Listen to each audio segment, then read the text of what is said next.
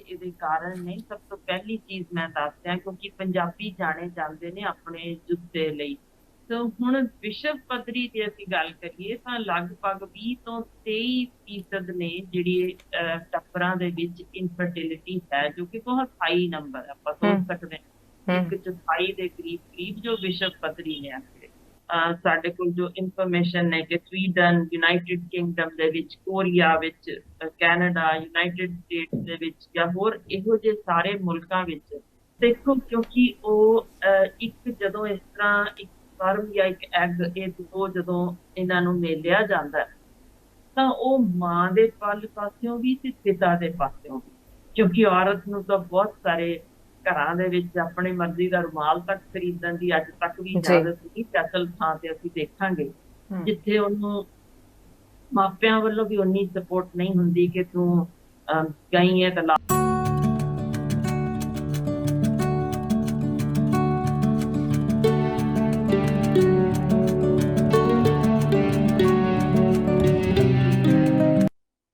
ਸਤਿ ਸ਼੍ਰੀ ਅਕਾਲ। ਤੁਸੀਂ ਵੇਖ ਰਹੇ ਹੋ ਸਾਂਝਾ ਟੀਵੀ। ਮੈਂ ਹਾਂ ਤੁਹਾਡੇ ਨਾਲ ਪ੍ਰਵਾਨੀ ਅਨੇਜਾ ਤੇ ਸਾਡੀ ਖਾਸ ਪੇਸ਼ਕਸ਼ ਸਾਂਝੀ ਗੱਲਬਾਤ, ਸਵਾਲ ਤੁਹਾਡੇ ਜਵਾਬ ਸਾਡੇ ਦੇ ਵਿੱਚ ਤੁਹਾਡਾ ਸਾਰਿਆਂ ਦਾ ਬਹੁਤ-ਬਹੁਤ ਸਵਾਗਤ ਹੈ। ਸੋ ਇਸ ਪ੍ਰੋਗਰਾਮ ਦੇ ਰਾਹੀਂ ਅਸੀਂ ਮੈਡੀਕਲ ਸਾਇੰਸ ਦੇ ਵਿੱਚ ਕੀ ਗੱਲਾਂ ਕਹੀਆਂ ਗਈਆਂ ਨੇ, ਮੈਡੀਕਲ ਦੇ ਮੁਤਾਬਕ ਕਿਹੜੀਆਂ ਗੱਲਾਂ ਤੇ ਕਿਸ ਤਰੀਕੇ ਦੇ ਨਾਲ ਕਿਹੜੀਆਂ ਚੀਜ਼ਾਂ ਦੀ ਵਰਤੋਂ ਕੀਤੀ ਜਾ ਸਕਦੀ ਹੈ, ਕਿਨ ਬਿਮਾਰੀਆਂ ਨੂੰ ਉਹ ਕਿਸ ਤਰੀਕੇ ਦੇ ਨਾਲ ਪਨਪਦੀਆਂ ਨੇ, ਉਸਦੇ ਕਾਜ਼ਸ ਕੀ ਨੇ, ਉਸਦੇ ਸਿੰਪਟਮਸ ਕੀ ਨੇ, ਉਸਦੇ ਪ੍ਰੀਵੈਂਸ਼ਨਸ ਕੀ ਨੇ, ਉਹ ਅਸੀਂ ਇਸ ਪ੍ਰੋਗਰਾਮ ਦੇ ਰਾਹੀਂ ਜ਼ਿਕਰ ਕਰਦੇ ਹਾਂ। ਜ਼ਿਕਰ ਹੁੰਦਾ ਹੈ ਡਾਕਟਰ ਹਰਸ਼ਿੰਦਰ ਕੌਰ ਦੇ ਨਾਲ। ਇੱਕ ਤਹਿ ਤੱਕ ਜਾਣ ਦੀ ਕੋਸ਼ਿਸ਼ ਜੋ ਹੈ ਡਿਟੇਲ ਦੇ ਵਿੱਚ ਡਾਕਟਰ ਹਰਸ਼ਿੰਦਰ ਕੌਰ ਵੱਲੋਂ ਦਿੱਤੀ ਜਾਂਦੀ ਹੈ ਕਿ ਕਿਸ ਤਰੀਕੇ ਦੇ ਨਾਲ ਮੈਡੀਕਲ ਸਾਇੰਸ ਦੇ ਮੁਤਾਬਕ ਚੀਜ਼ਾਂ ਦੀ ਵਰਤੋਂ ਜੋ ਹੈ ਉਹ ਕੀਤੀ ਜਾ ਸਕਦੀ ਹੈ। ਸੋ ਅੱਜ ਦਾ ਪ੍ਰੋਗਰਾਮ ਵੀ ਬਹੁਤ ਖਾਸ ਹੋਣ ਵਾਲਾ ਹੈ। ਅੱਜ ਦੇ ਪ੍ਰੋਗਰਾਮ ਦੇ ਵਿੱਚ ਅਸੀਂ ਪੰਜਾਬ ਬਾਰੇ ਗੱਲ ਕਰਾਂਗੇ, ਅਸੀਂ ਪੰਜਾਬੀ ਸੱਭਿਆਚਾਰ ਬਾਰੇ ਵੀ ਗੱਲ ਕਰਾਂਗੇ ਤੇ ਅਸੀਂ ਪੰਜਾਬ ਦੀ ਪਨੀਰੀ ਬਾਰੇ ਵੀ ਗੱਲ ਕਰਾਂਗੇ।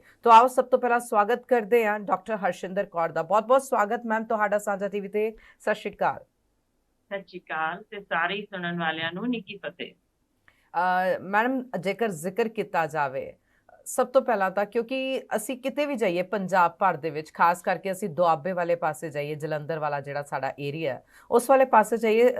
ਇੱਕ ਗਲੀ ਚੋਂ ਤੁਸੀਂ ਨਿਕਲੋ ਨਾ, ਹਾਈਵੇ ਤੋਂ ਤੁਸੀਂ ਨਿਕਲੋ ਨਾ, ਤੁਹਾਨੂੰ ਇਨਫਰਟੀਨਿਟੀ ਜਿਹੜੇ ਕਲੀਨਿਕਸ ਹੈਗੇ, ਸੈਂਟਰਸ ਹੈਗੇ, ਉਹ ਥਾਂ ਤੇ, ਮਤਲਬ ਕੁਝ ਮੀਟਰਸ ਦੀ ਦੂਰੀ ਤੇ ਹੀ ਇੰਨੇ ਜ਼ਿਆਦਾ ਕਲੀਨਿਕ ਸਾਨੂੰ ਲੱਭਦੇ ਨੇ। ਔਰ ਇਹ ਚੀਜ਼ਾਂ ਸੋਚਦਾ ਹੈ ਬੰਦਾ, ਇੱਕ ਵਾਰੀ ਕੋਈ ਆਮ ਇਨਸਾਨ ਵੀ ਹੋਏਗਾ, ਸਾਡੇ ਵਰਗਾ ਤਾਂ ਚਲੋ ਇਸ ਫੀਲਡ ਦੇ ਵਿੱਚ ਹੈ, ਉਹ ਜਾਣਦਾ ਹੈ ਕਿ ਮਾਰਕੀਟਿੰਗ ਬਿਜ਼ਨਸ ਵੀ ਇੱਕ ਤਰਫੋਂ, ਲੇਕਿਨ ਕਈ ਇਨਸਾਨ ਸੋਚਣ ਨੂੰ ਮਜਬੂਰ ਹੋ ਜਾਂਦੇ ਨੇ, ਕਿਉਂ ਪੰਜਾਬ ਦੇ ਵਿੱਚ ਅਜਿਹਾ ਕਿਉਂ? ਜੇਕਰ ਬਾਹਰਲੀਆਂ ਦੂਜੀ ਕੰਟਰੀਜ਼ ਦਾ ਵੀ ਜ਼ਿਕਰ ਕੀਤਾ ਜਾਵੇ, ਦੂਜੇ ਮੁਲਕਾਂ ਦਾ ਵੀ ਜ਼ਿਕਰ ਕੀਤਾ ਜਾਵੇ, ਉਹ ਮੁਲਕਾਂ ਦੇ ਲੋਕ ਵੀ ਖਾਸ ਕਰਕੇ ਪੰਜਾਬ ਨੂੰ ਆਉਂਦੇ ਨੇ ਇਨਫਰਟੀਲਿਟੀ ਸੈਂਟਰਸ ਦੇ ਵਿੱਚ ਆਪਣੀ ਸਰਵਿਸਿਜ਼ ਲੈਣ ਲਈ। ਆਖਰਕਾਰ ਕਿਉਂ ਪੰਜਾਬ ਦੇ ਵਿੱਚ ਇਸ ਦਾ ਆંકੜਾ ਕਿਉਂ ਵੱਧਦਾ ਜਾ ਰਿਹਾ? ਦੇਖੋ, ਬਹੁਤ ਸਾਰੇ ਇਹਦੇ ਕਾਰਨ ਨੇ। ਸਭ ਤੋਂ ਪਹਿਲੀ ਚੀਜ਼ ਮੈਂ ਦੱਸ ਦਿਆਂ, ਕਿਉਂਕਿ ਪੰਜਾਬੀ ਜਾਣੇ ਜਾਂਦੇ ਨੇ ਆਪਣੇ ਜੁੱਤੇ ਲਈ, ਇਹ ਤਾਕਤ ਵਾਸਤੇ, ਅਣਖ ਵਾਸਤੇ। ਸੋ ਇਸੇ ਸਦਕਾ ਇਹ ਥੋੜੇ ਜਿਹੇ ਪ੍ਰੋਮਿਨੈਂਟ ਛੇਤੀ ਹੋ ਜਾਂਦੇ ਨੇ, ਨਿੱਕੀ ਜਿਹੀ ਗੱਲ ਹੋਵੇ ਤਾਂ ਵੀ। ਸੋ ਹੁਣ ਵਿਸ਼ਵ ਪੱਧਰੀ ਜੇ ਅਸੀਂ ਗੱਲ ਕਰੀਏ ਤਾਂ ਲਗਭਗ 20 ਤੋਂ 23% ਨੇ ਜਿਹੜੀ ਟੱਬਰਾਂ ਦੇ ਵਿੱਚ ਇਨਫਰਟੀਲਿਟੀ ਹੈ, ਜੋ ਕਿ ਬਹੁਤ ਹਾਈ ਨੰਬਰ ਹੈ। ਆਪਾਂ ਸੋਚ ਸਕਦੇ ਹਾਂ ਇੱਕ ਚੌਥਾਈ ਦੇ ਕਰੀਬ ਕਰੀਬ ਜੋ ਵਿਸ਼ਵ ਪੱਧਰੀ ਨੇ ਆਖਰੇ। ਉਹਦੇ ਨੇੜੇ ਤੇੜੇ ਹੀ ਜੇ ਅਸੀਂ ਧਿਆਨ ਦੇਈਏ ਤਾਂ ਸਾਡੇ ਕੁਝ ਸੂਬਿਆਂ ਦੇ ਵਿੱਚ ਸਿਰਫ 8% ਜੇ ਇਨਫਰਟੀਲਿਟੀ, ਜਿਹੜੀ ਕਿ ਕਾਫੀ ਘੱਟ ਹੈ, ਪਰ ਕਈ ਥਾਈਂ ਇਹ ਹੁਣ ਕਾਫੀ ਜ਼ਿਆਦਾ ਵੱਧ ਚੁੱਕੀ ਹੈ। ਤੇ ਉਹਦਾ ਕਾਰਨ ਜੋ ਵੱਖੋ ਵੱਖਰਿਆਂ ਵੱਲ ਝਾਤ ਮਾਰੀਏ ਤਾਂ ਜਿੱਥੇ ਨਸ਼ਾ, ਜਿਸ ਥਾਂ ਤੇ ਇਹ ਆਪਣਾ ਜਿਵੇਂ ਹੁਣ ਪੰਜਾਬ ਮੋਹਰੀ ਜਿਹਾ ਇੱਕ ਨਿਕਲੀ ਆਉਂਦਾ ਸਾਹਮਣੇ ਕਿ ਨਸ਼ੇ ਦੀ ਵਰਤੋਂ ਇੱਥੇ ਜਿਸ ਤਰੀਕੇ ਨਾ ਸਿਰਫ ਪੰਜਾਬ ਅੰਦਰ ਬਲਕਿ ਪੰਜਾਬੋਂ ਬਾਹਰ ਵੀ ਜਿੱਥੇ ਪੰਜਾਬੀ ਵਸਦੇ ਨੇ, ਉਹ ਵਰਤੋਂ। ਤੇ ਫਿਰ ਇਹਦੇ ਨਾਲੋਂ ਨਾਲ ਜਿਹੜਾ ਇੱਕ ਹੋਰ ਅਹਿਮ ਗੱਲ ਕਿ ਲੈਪਟਾਪ ਰੱਖ ਕੇ, ਜੋ ਆਪਾਂ ਪਹਿਲਾਂ ਵੀ ਇੱਕ ਪਿਛਲੇ ਪ੍ਰੋਗਰਾਮ ਵਿੱਚ ਦੱਸਿਆ ਸੀ, ਰਾਤ ਨੂੰ ਲੈਪਟਾਪ ਜਦੋਂ ਤੁਸੀਂ ਰੱਖ ਕੇ ਕੰਮ ਕਰਦੇ ਹੋ, ਇੱਕ ਮੇਜਰ ਕਾਰਨ ਬਣਦਾ ਜਾ ਰਿਹਾ ਜੀ ਸਾਡੇ ਨੌਜਵਾਨ ਪੀੜ੍ਹੀ ਦੇ ਵਿੱਚ, ਜਿੱਥੇ ਸਪਰਮ ਕਾਊਂਟ ਘਟ ਜਾਂਦਾ ਜੀ। ਜਾਂ ਇਸੇ ਤਰ੍ਹਾਂ ਸਾਡੀਆਂ ਬੇਟੀਆਂ ਜਦੋਂ ਕੰਮ ਕਰਦੀਆਂ ਨੇ ਤਾਂ ਉਹ ਉਹਨਾਂ ਦੇ ਓਵਰ ਪ੍ਰੋਡਕਸ਼ਨ ਤੇ ਵੀ ਇਹ ਅਸਰ ਪਾਉਂਦਾ ਜੇ, ਜੋ ਕਿ ਖੋਜਾਂ ਸਾਬਤ ਕਰ ਚੁੱਕੀਆਂ ਨੇ। ਹੁਣ ਇਹਦੇ ਨਾਲ ਹੋਰ ਵੀ ਬਹੁਤ ਸਾਰੇ ਕਾਰਨ ਨੇ। ਬਚਪਨ ਵਿੱਚ ਤੁਹਾਡੇ ਕੰਨ ਪੀੜੇ ਹੋਏ ਹੋਣੇ, ਕਈ ਕਿਸਮਾਂ ਦੀਆਂ ਦਵਾਈਆਂ ਨੇ, ਬਹੁਤ ਸਾਰੀਆਂ ਚੀਜ਼ਾਂ। ਪਰ ਹੁਣ ਜਿੱਥੋਂ ਤੱਕ ਤੁਸੀਂ ਆਈਵੀਐਫ ਸੈਂਟਰਸ ਦੀ ਗੱਲ ਕੀਤੀ ਕਿ ਬਹੁਤ ਜ਼ਿਆਦਾ ਇਹ ਵੱਧਦੇ ਜਾਂਦੇ ਨੇ, ਵਾਕਈ ਇਹਦੇ ਵਿੱਚ ਜਿਹੜਾ ਵਧਣਾ ਇੱਕ ਪਿੱਛੇ ਇੱਕ ਅਹਿਮ ਕਾਰਨ ਹੈ। ਕਿਉਂਕਿ ਇਹਦੇ ਵਿੱਚ ਜੋ ਕਿ ਹੁਣ ਆਫੀਸ਼ੀਅਲ ਰੇਟਸ ਦੱਸਣ ਲੱਗੀਆਂ, ਜੋ ਕਿ ਇਹ ਪਬਲਿਸ਼ ਹੋਏ ਪਏ ਨੇ, ਕਿ ਆਫੀਸ਼ੀਅਲ ਰੇਟਸ ਦੇ ਵਿੱਚ ਭਾਰਤ ਵਿੱਚ ਲਗਭਗ 2.5 ਲੱਖ ਦੇ ਕਰੀਬ ਦਾ ਖਰਚਾ ਇਸ ਵੇਲੇ ਇਸ ਚੀਜ਼ ਚੋਂ ਲੈ ਲੈਂਦੇ ਨੇ। ਐਗਜ਼ਾਮੀਨੇਸ਼ਨ ਵੀ ਕਰਦੇ ਨੇ, ਫਿਰ ਪ੍ਰੈਗਨੈਂਸੀ ਜਦੋਂ ਚੜ੍ਹਦੀ ਹੈ ਉਹਦਾ ਇਹ ਅਮਾਉਂਟ ਟੋਟਲ ਲਗਭਗ ਤੈਅ ਕੀਤਾ ਜਾ ਚੁੱਕਿਆ। ਉਹਦੇ ਵਿੱਚ ਹੁਣ ਕਈ ਥਾਈਂ ਆਪਣੀ ਮਰਜ਼ੀ ਦੇ ਨਾਲ ਕੋਈ ਵੱਧ ਜਾਂ ਘੱਟ, ਤੁਹਾਨੂੰ ਪਤਾ ਹੀ ਹੈ ਸਾਡੇ ਭਾਰਤ ਵਿੱਚ ਕਾਨੂੰਨ ਕਿੰਨਾ ਕੁ ਸਖਤ ਤੇ, ਇਹ ਤਾਂ ਮੈਨੂੰ ਕਹਿਣ ਦੀ ਲੋੜ ਹੀ ਨਹੀਂ, ਕਿਤੇ ਨਾ ਕੁਛ ਹੁੰਦਾ ਹੀ ਰਹਿੰਦਾ ਜੀ। ਉਸ ਵਾਸਤੇ ਕੀ ਹੁੰਦਾ ਕੀ ਜੇ, ਜਿਵੇਂ ਵਿਸ਼ਵ ਪੱਧਰੀ ਆਪਾਂ ਥੋੜੀ ਜਿਹੀ ਗੱਲ ਕਰੀਏ ਜਿਸ ਬਾਰੇ ਸਾਡੇ ਕੋਲ ਜੋ ਇਨਫੋਰਮੇਸ਼ਨ ਨੇ ਕਿ ਸਵੀਡਨ, ਯੂਨਾਈਟਿਡ ਕਿੰਗਡਮ ਦੇ ਵਿੱਚ, ਕੋਰੀਆ ਵਿੱਚ, ਕੈਨੇਡਾ, ਯੂਨਾਈਟਿਡ ਸਟੇਟਸ ਦੇ ਵਿੱਚ ਜਾਂ ਹੋਰ ਇਹੋ ਜਿਹੇ ਸਾਰੇ ਮੁਲਕਾਂ ਵਿੱਚ ਜੋ ਕਾਨੂੰਨ ਨੇ ਉਹਦੇ ਨਾਲੋਂ ਭਾਰਤ ਵਿੱਚ ਕੁਝ ਕੁ ਵੱਖ ਨੇ। ਕਿਉਂਕਿ ਅਸੀਂ ਖਿਮਾ ਕਰਿਓ, ਬਹੁਤੀ ਥਾਈਂ ਤਾਂ ਅਸੀਂ ਕਈ ਵਾਰ ਉਹ ਕਾਨੂੰਨ ਨੂੰ ਤੋੜ ਕੇ ਕੁਝ ਹੋਰ ਢੰਗ ਵੀ ਲੱਭ ਲੈਂਦੇ ਹਾਂ। ਸੋ ਜੋ ਇਹ ਫਰਟੀਲਿਟੀ ਸੈਂਟਰਸ ਵੱਧਦੇ ਜਾਂਦੇ ਨੇ, ਉਹਦੇ ਵਿੱਚ ਆਮ ਤੌਰ ਤੇ ਉਹ ਕੇਸ ਲਏ ਜਾਂਦੇ ਨੇ ਜਿੱਥੇ ਜਾਂ ਤਾਂ ਜੋ ਉਸ ਘਰ ਦਾ ਮਰਦ ਹੈ ਉਹ ਬੱਚਾ ਪੈਦਾ ਕਰਨ ਯੋਗ ਨਾ ਹੋਵੇ, ਯਾਨੀ ਸਪਰਮ ਕਾਊਂਟ ਉਹਦਾ ਨਾ ਹੋਵੇ, ਤੇ ਫਿਰ ਉਸ ਕੇਸ ਦੇ ਵਿੱਚ ਇਹ ਲੈਂਦੇ ਨੇ ਕਿ ਅਸੀਂ ਔਰਤ ਦੇ ਸਰੀਰ ਦੇ ਅੰਦਰ ਉੱਥੇ ਦਾ, ਯਾਨੀ ਇੱਕ ਲੈ ਕੇ ਓਵਮ ਉੱਥੇ ਦਾ, ਤੇ ਫਿਰ ਕਿਸੇ ਹੋਰ ਡੋਨੇਸ਼ਨ ਜਿਸਨੇ ਕੀਤਾ ਹੋਏ, ਡੋਨੇਟ ਕੀਤਾ ਹੋਏ, ਉਹ ਡੋਨੇਟਡ ਸਪਰਮ ਲੈ ਕੇ ਉਹਨਾਂ ਦਾ ਯਾਨੀ ਇੱਕ ਸੁਮੇਲ ਬਣਾ ਕੇ ਔਰਤ ਦੇ ਅੰਦਰ, ਯਾਨੀ ਉਹਨੂੰ ਰੱਖ ਦਿੱਤਾ ਜਾਂਦਾ ਹੈ ਉਹਦੇ ਬੱਚੇਦਾਨੀ ਦੇ ਅੰਦਰ, ਤਾਂ ਕਿ ਉਹਨਾਂ ਦੇ ਔਲਾਦ ਪੈਦਾ ਹੋ ਸਕੇ। ਹੁਣ ਇੱਕ ਅਹਿਮ ਦੇਖੋ ਜੋ ਕਾਰਨ ਥੱਲੇ ਇਹ ਹੈ ਕਿ ਅਸੀਂ ਬਹੁਤਾ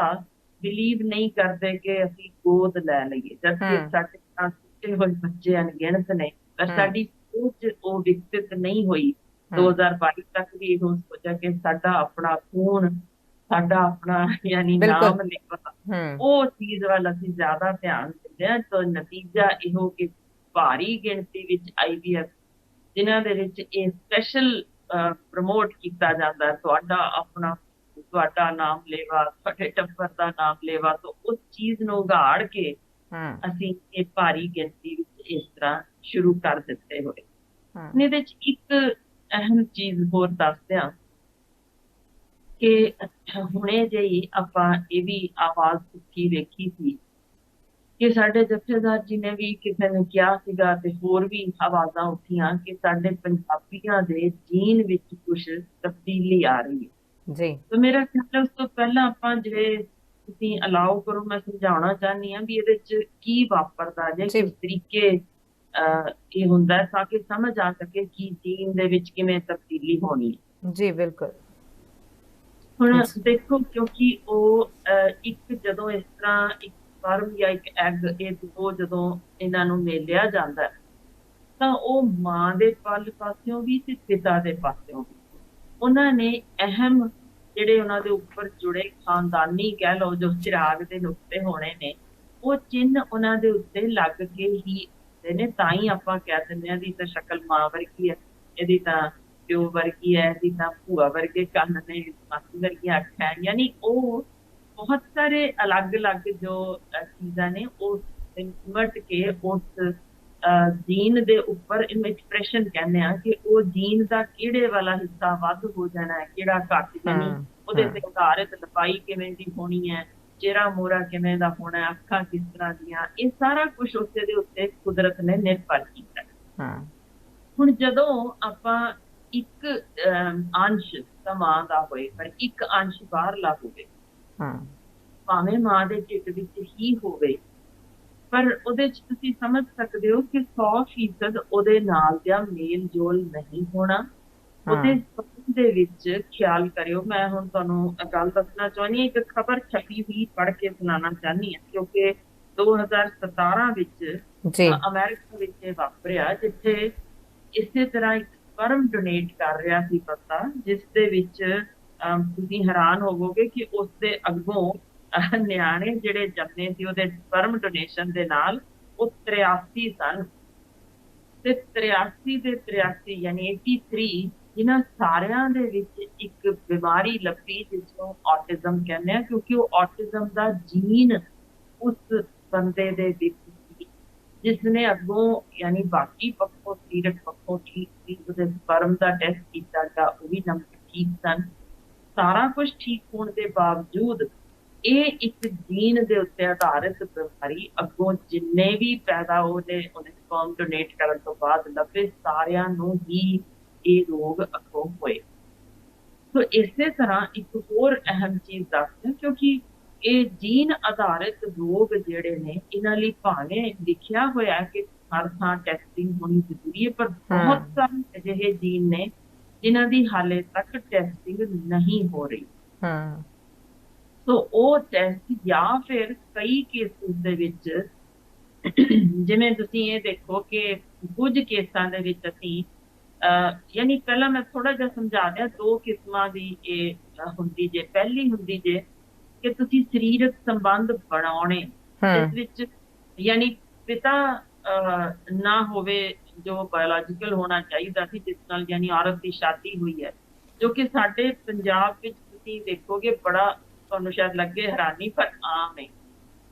ਕਾਰਨ ਮੈਂ ਦੱਸ ਦਿੰਦੀ ਹਾਂ ਕਿ ਆਮ ਘਰਾਂ ਵਿੱਚ ਕਿ ਤੁਸੀਂ ਦਿਓਰ ਦੇ ਨਾਲ ਬੈਠੋ ਜਾਂ ਘਰ ਦੇ ਹੀ ਕਿਸੇ ਹੋਰ ਮਰਦ ਦੇ ਨਾਲ ਇਹ ਔਰਤ ਨੂੰ ਬਿਠਾ ਦਿੱਤਾ ਜਾਂਦਾ ਕਿ ਇੱਥੇ ਦੇ ਸਰੀਰਕ ਸੰਬੰਧ ਲਏ ਜਾਣ, ਤਾਂ ਕਿ ਉਹ ਜੀਨ ਘਰ ਦਾ ਹੀ ਅਗਾਂਹ ਤੁਰਦਾ ਰਹੇ। ਸੋ ਇਹ ਥੋੜੇ ਨਹੀਂ, ਕਾਫੀ ਕੇਸ ਨੇ ਜਿਨ੍ਹਾਂ ਵਿੱਚ ਇਸ ਤਰੀਕੇ ਦੀ ਵੀ ਸਪਰਮ ਡੋਨੇਸ਼ਨ ਦਾ ਇੱਕ ਢੰਗ ਜੋ ਹੈ ਕੀਤਾ ਗਿਆ ਕਿ ਡਾਇਰੈਕਟ ਇਨਸੈਮੀਨੇਸ਼ਨ ਇਹਨੂੰ ਕਹਿੰਦੇ ਆ, ਕਿ ਉਹ ਯਾਨੀ ਆਪਣਾ ਖਾਨਦਾਨੀ ਚਿਰਾਗ ਹੀ ਲੈਣਾ ਵੀ ਪਤੀ ਨਾਲ ਨਹੀਂ ਤਾਂ ਕਿਸੇ ਨਾਲ। ਤੁਸੀਂ ਮੇਰਾ ਖਿਆਲ ਸਮਝ ਹੀ ਸਕੋਗੇ ਕਿ ਕਿੰਨੀਆਂ ਕੁ ਔਰਤਾਂ ਹੋਣਗੀਆਂ ਜਿਹੜੀ ਆਪਣੀ ਮਰਜ਼ੀ ਨਾਲ ਇਹ ਕਰਦੀਆਂ ਹੋਣਗੀਆਂ, ਕਿਉਂਕਿ ਔਰਤ ਨੂੰ ਤਾਂ ਬਹੁਤ ਸਾਰੇ ਘਰਾਂ ਦੇ ਵਿੱਚ ਆਪਣੀ ਮਰਜ਼ੀ ਦਾ ਰੁਮਾਲ ਤੱਕ ਖਰੀਦਣ ਦੀ ਅੱਜ ਤੱਕ ਵੀ ਇਜਾਜ਼ਤ ਨਹੀਂ। ਅਸਲ ਥਾਂ ਤੇ ਅਸੀਂ ਦੇਖਾਂਗੇ ਜਿੱਥੇ ਉਹਨੂੰ ਮਾਪਿਆਂ ਵੱਲੋਂ ਵੀ ਉਨੀ ਸਪੋਰਟ ਨਹੀਂ ਹੁੰਦੀ ਕਿ ਤੂੰ ਗਈ ਹੈ ਤਾਂ ਲਾਸ਼ ਹੀ ਨਿਕਲਣੀ ਚਾਹੀਦੀ ਹੈ, ਤੇ ਜਿੱਥੇ ਉਹ ਸਮਾਜ ਜਿੱਥੇ 100% ਕਸੂਰ ਸਿਰਫ ਔਰਤ ਦਾ ਕੱਢਿਆ ਜਾਂਦਾ ਤੇ ਜੇ ਮਾਂ ਨਹੀਂ ਬਣ ਰਹੀ ਤਾਂ ਇਹਦਾ ਮਤਲਬ ਹੈ ਕਸੂਰਵਾਰ ਔਰਤ ਹੈ, ਇਹਨੂੰ ਸੁੱਟ ਦਿਓ, ਇੱਕ ਨਵੀਂ ਨੂੰ ਲਿਆਓ। ਸੋ ਇਹ ਬਗੈਰ ਟੈਸਟ ਕਰਾਇਆ ਵੀ ਕਿ ਪਤੀ ਦੇ ਵਿੱਚ ਕੋਈ ਨੁਕਸ ਹੈ ਵੀ, ਤੇ ਜੇ ਟੈਸਟ ਹੋ ਵੀ ਜਾਣ ਤੇ ਲੱਭ ਵੀ ਜਾਵੇ ਤਾਂ ਵੀ ਇਹ ਗੱਲ ਲੁਕੋ ਦਿੱਤੀ ਜਾਂਦੀ ਹੈ ਕਿ ਅਸੀਂ ਆਪਣੇ ਯਾਨੀ ਇਹ ਘਰ ਦੀ ਗੱਲ ਬਾਹਰ ਨਾ ਕੱਢੀਏ। ਸੋ ਸਾਡੇ ਕਾਫੀ ਵੱਡੀ ਗਿਣਤੀ ਜੇ ਜਿੱਥੇ ਔਰਤ ਨੂੰ ਜਬਰੀ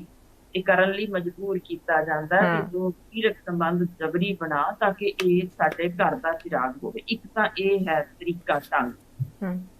ਹੁਣ ਦੂਸਰਾ ਢੰਗ ਇਹ ਹੁੰਦਾ ਜੇ ਜਿੱਥੇ ਕਈ ਵਾਰ ਔਰਤ ਵੀ ਯਾਨੀ ਤਿਆਰ ਨਹੀਂ ਹੁੰਦੀ, ਪੜ੍ਹੀ ਲਿਖੀ ਔਰਤ ਹੈ, ਬੜੇ ਹਾਈ ਅਪ ਨੇ, ਕਾਫੀ ਪੈਸੇ ਵਾਲੇ ਨੇ, ਜਿਨ੍ਹਾਂ ਨੂੰ ਚਾਹੀਦਾ ਤਾਂ ਖਾਨਦਾਨੀ ਚਿਰਾਗ ਨਾ ਕਸਰ ਮਾਂ ਜੇ ਨਾ ਪਿਓ ਜੇ, ਤਾਂ ਉਹਨਾਂ ਕੇਸਿਸ ਦੇ ਵਿੱਚ ਜੋ ਮਾਂ ਬਣਨਾ ਨਹੀਂ ਚਾਹੁੰਦੀ ਕਿ ਮੈਂ ਆਪਣੇ ਅੰਦਰ ਤਾਂ ਬੱਚਾ ਨਹੀਂ ਪੈਦਾ ਕਰਨਾ ਪਰ ਮੈਂ ਮਾਂ ਖਵਾਉਣਾ ਚਾਹੁੰਦੀ, ਉੱਥੇ ਫਿਰ ਉਹ ਹੁੰਦਾ ਜੇ ਕੁੱਖਾਂ ਦਾ ਵਪਾਰ, ਜਿੱਥੇ ਵੱਡੀ ਗਿਣਤੀ ਵਿੱਚ ਸਾਡੀਆਂ ਇਹ ਵੀ ਖਬਰਾਂ ਛਪ ਚੁੱਕੀਆਂ ਨੇ, ਕਿਉਂਕਿ ਮੇਰੇ ਕੋਲ ਤਾਂ